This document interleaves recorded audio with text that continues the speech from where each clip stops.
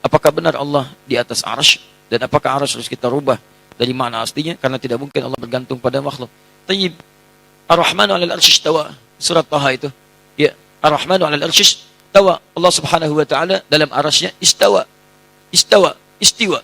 Dalam memahami istiwa ini ulama sudah terbagi pada beberapa pendapat. Umumnya dua pendapat. Dua pendapat. Ada yang mengatakan sudah menempatkan sesuai dengan hukum ayatnya saja. Namanya tafwid. Tafwid itu mengembalikan makna kepada apa yang hanya diketahui oleh Allah Subhanahu wa taala.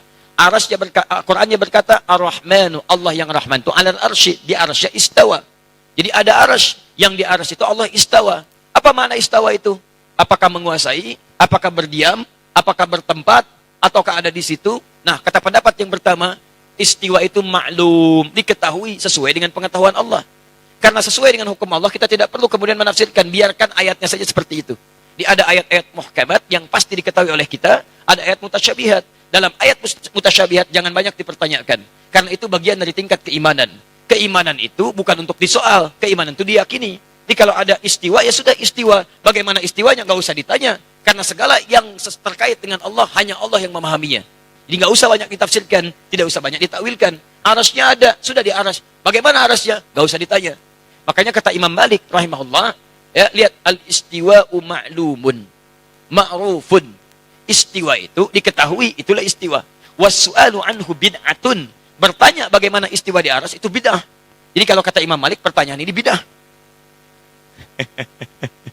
Maksudnya apa? Jangan banyak bertanya pada sesuatu yang sudah jelas aturannya. Bertanya pada sesuatu yang jelas sama dengan nanti membiaskan kita. Dan jangan pikirkan segala sesuatu tentang Allah. Pikirkan tentang kekuasaan Allah sehingga mendekatkan kita kepada Allah. Memikirkan segala hal yang terkait dengan ini. Pertama, apa faedahnya untuk antum? Tidak ada. Gak ada faedah, cuma perdebatan aja, ribut. Gara-gara ini istiwa, ini bukan, ini takwil, ini bukan. Akhirnya pada ribut. Lupa dengan ibadah, lupa dengan awas saling menghormati, lupa dengan saling silaturahim. Gara-gara kasus istiwa semacam ini, ayatnya datang sebagai ujian keimanan. Tapi antum tampakkan hal-hal yang melanggar iman. Saling mencela, melanggar keimanan. Makanya ketika ada larangan ayat Quran jangan mencela, dibuka dengan iman. Quran surah 49 ayat 11-12. Ya ayyuhalladzina amanu la yaskhar qaumin qaum, jangan saling mencela. Ketika menyebutkan jangan saling mencela, ayatnya dibuka dengan kalimat iman. Ar-Rahmanu 'alal arsy istawa itu untuk menunjukkan tingkat keimanan, latihan iman. Kok kenapa antum melanggar iman? Jelas ya? Yang kedua itu menakwilkan. Jadi kalau antum ingin menafsirkan, jangan tafsirkan seenak antum. Dibawa pada pemahaman yang beda dengan makhluk. Sebetulnya inti pembahasannya, pemikirannya sama. Apa di antara kesamaannya? Jangan samakan sifat Allah dengan sifat makhluk. Tanzihu sifatillahi subhanahu wa ta'ala al-khaliq min sifatil makhluk. Menyucikan sifat Allah dari sifat makhluk. Ada yang mengatakan sudah istiwa itu artinya bertempat. Allah punya tempat, tempatnya di arsy. Yang punya tempat itu makhluk. Allah tidak dibatasi dengan tempat. Kalau Allah punya batas tempat, artinya Allah sama sifatnya dengan makhluk. Ya, artinya mujassam itu menempat. Kalau sudah punya tempat, berarti menempat sama dengan makhluk. Gak boleh. Kalau Allah kemudian butuh tempat, berarti punya kebutuhan. Sedangkan Allah maha luas, laisa kamitslihi syai'. Allah menempat, berarti butuh tempat. Ketika Allah tidak ada di tempat itu, di mana Allah? Jelas ya? Nah, itu ada masalah dalam akidah. Makanya kalau antum ingin memahami ini, kalau ingin tetap memaksakan tempat, ditakwilkan. Takwilkan. Jangan dipahami demikian, tapi dipahami dengan nilai yang terkait dengannya. Apa diantaranya? Istawa, bimakna istaula. Menguasai. Mengatur. Aras jangan diartikan dengan bertempat di situ. Ada begitu tidak? Artikan dengan di aras, itulah Allah mengatur. Menguasai. Menguasai aras, menguasai alam dan sebagainya. Ustaz, ayatnya jelas, ngapain main takwil-takwil? Ada beberapa ayat yang memang kita harus pahami dengan takwil. Contoh, misal, teman-teman sekalian, wala takunu kalladzina nasullaha fa'ansahum anfusahum. Jangan kalian menjadi seperti orang yang lupa dengan Allah, maka Allah pun lupa dengan mereka. Awas. Awas, hati-hati. Bahkan ayat yang tegas, fanasi Allah, maka Allah pun lupa dengan mereka. Saya mau tanya pada antum, apakah Allah punya sifat lupa? Allah punya sifat lupa enggak? Tidak. Waliyadzubillah. Oh, tapi Ustaz, Biarkan kita mengartikan ayat itu. Lupa, biarin, lupa aja. Sesuai dengan sifatnya Allah. Oh, bagaimana lupa sesuai dengan sifatnya Allah? Allah nggak punya sifat lupa. Makanya ketika antum ingin memahami sesuatu, mesti hati-hati. Kalau melihat pendapat ulama, langsung jangan diserang. Oh, ini Asy'ari. Asy'ari itu nggak boleh. Ini bid'ah, ini haram, ini dolalah. Sebentar, pelajari dulu kenapa beliau menyampaikan itu. Apa turunan tafsirnya? Apa pemahamannya? Kalau Anda sepakat, ambil. Tidak sepakat, tinggalkan. Misal, saya ingin seperti lebih selamat lah seperti yang pertama. Biarkan Allah di arsy menempat, tapi saya nggak mau tafsirkan. Sesuai dengan keterangan Quran aja. Ambil. Selesai. Dan jangan banyak dibahas. Gak usah banyak dibahas, termasuk jangan ditanyakan. Kalau antum ingin seperti tadi, boleh.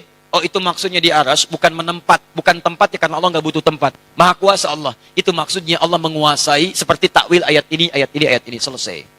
Makanya saya ketika disoal teman-teman tentang hadis nuzul, Allah turun ke langit dunia.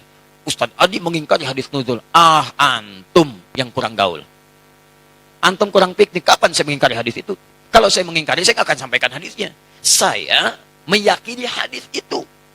Bahkan hadis itu disampaikan oleh riwayat Tabaqah pertama oleh 30 orang sahabat paling thiqah. Cuman pemahaman saya tidak seperti pemahaman antum dalam memahami hadis itu. Itu masalahnya. Ini kadang orang itu seenaknya saja. Ustaz Adi mengingkari ini. Bukan mengingkari, antum yang kurang paham. Saya meyakini hadis itu, cuman pemahaman saya beda dengan pemahaman antum. Di teman-teman ada yang menafsirkan Allah turun. Turunnya itu betul-betul turun ke langit dunia. Turun. Dibatasi dengan tempat. Penafsiran itu menurut saya tidak tepat. Kalau antum ingin artikan sesuai hadis, jangan dibahas bagaimana caranya. Sudah biarkan dengan hadisnya. Tapi ketika antum katakan turun ke langit itu benar-benar turun, berarti Allah menempat. Itu mujassam. Nah, dalam nilai akidah, ada firqah disebut dengan mujassimah. Firqah itu menjadikan Allah berjisam kepada makhluk yang semalam saya bahas itu. Di antara turunannya aliran sesat, kata Syekh Hashim. Siapa aliran sesat ini? Yang meyakini Allah mujassam. Mujassam itu menyatu dengan benda, dengan tempat, bahkan dengan makhluk.